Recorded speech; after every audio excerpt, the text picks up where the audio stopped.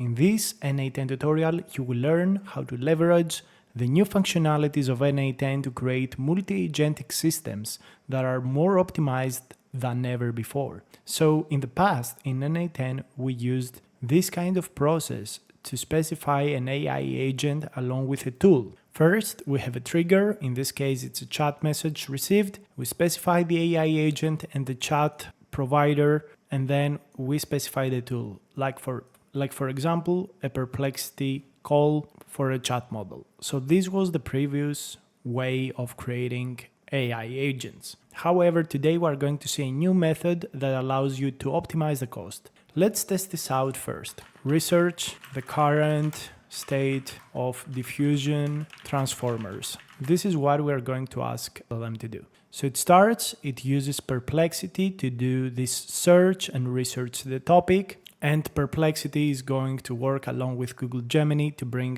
forward the final response. We can see here that Google Gemini used 100 tokens. We can also open this up after that to see exactly what happened. Perplexity gave us a response, and then Google Gemini went ahead and took all of the output and gave us the response. So finally, around 2000 tokens were used. We can see here the exact result from the collaboration of the Google Gemini model and the Perplexity model. I'm not going to go into details about how to connect Google Gemini Chat and Perplexity. You can go ahead on my channel and see everything. It's pretty simple. You get from Google AI, you get your API key, create credentials here, and use the model you want. And for Perplexity, you do pretty much the same thing.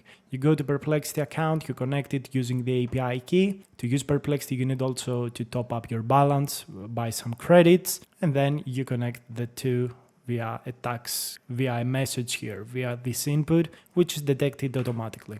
But the new way to create this kind of workflows is this one. Again, you have a central agent, this AI agent, and then this AI agent, you can specify another tool, which is an AI agent tool that uses again a chat model and the Perplexity tool. So what's the difference? The difference is that here, this AI agent tool does a very simple function. It calls Perplexity and gets a response. So here you might have a very costly model that is doing planning, that is doing reasoning, and this tool is going to take the input and give a high quality prompt to Perplexity. However, you don't want Perplexity to work with this costly model all of the times. So you can specify a new AI agent tool, which is a very simple AI agent node. Nothing serious, okay? It's just an AI agent tool, and you can specify a cheaper chat model to be used with this and with Perplexity. So at the end of the day,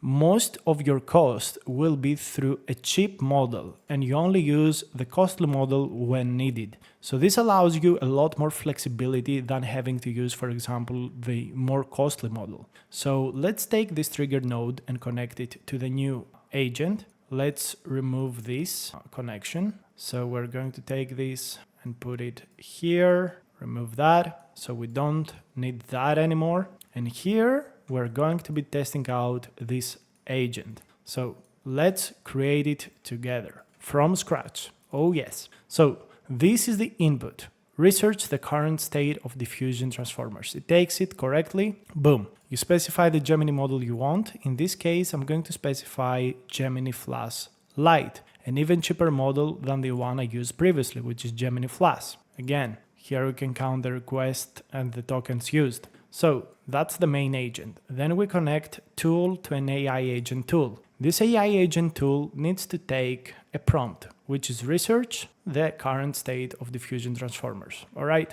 So before we do that, we're just going to run this node. Let's execute it. Let's wait for the output to connect the nodes correctly. Also, if you want to see this workflow, I will leave a link down below in the description where you can download it completely for free. Here we can see again Perplexity working and the Gemini Google model number 2 giving us the response to the original model that gave us this beautiful crafted response. So if we analyze the tokens used, it's very, very simple. So let's analyze a little bit the use of each tool. So the original Gemini model outputted like 50 tokens. The AI agent tool went ahead and used the cheaper model. You can see here all of the tokens used by the cheap model, which is the most amount of tokens from this request. And here we can see the final response from the model. So as we can see, the costly model used only half of the request it previously used, while the cheaper model used the majority of requests to fill in the answer, of course, along with perplexity. So as we can easily understand in this case, we were able to reduce our costs by about 30 to 40% without degrading the quality massively. If you think about it, this is very, very powerful because you could have an absolutely huge, insane costly model here, but having multiple AI agent tools that are going to be used by cheaper models. So you can even reduce the costs of previous agents designed by this monolithic way by, guys, at least I would say 90%, especially if you use very costly models. This is a game changer, and this AI agent tool is super powerful, and you should actually start using it if you use tools with your AI agent. Understand what's the minimum amount of costly model, big smart model you need for each tool that is used, and specify it like that. This is super powerful. Also, if you want to learn more about AI, I have a very cheap course that is hosted on Udemy. You pay only $20 one-time fee and you get over 30 hours of tutorials, and you get monthly updates with new tutorials, new things on AI automation, coding with AI, coding IDEs, image video generation inside this course. I think it's the best and cheapest offer in the market to get started with AI. I highly suggest it, and you will find it on the link down below. Again, if you want to use this automation, you can actually get it through the link down below in the description. You just put your email, it's completely free, no strings attached. Then you come into N8N. If you don't have an account, you can create an account using the link down below in the description, and you can do import from file, and you are pretty much done. You are ready, you are able to use this workflow. You just put in your credentials and you're ready to go. This was it for today. Hopefully you found this video interesting and useful. I really hope that this is going to improve your cost usage when you use this kind of, LLMs. And I will see you on the next video, guys. Thank you so much for watching. By the way, before we finish up, you might want to select here, instead of from AI, you could actually use this, let the model define its parameter. So if it doesn't work for you, maybe you can try this. So let's try again this request. Research the current state of the art for diffusion transformers. Maybe you find an error here on the AI agent tool. I made the change for you, but just want to let you know that these changes exist. Maybe I made a mistake during the creation of the video.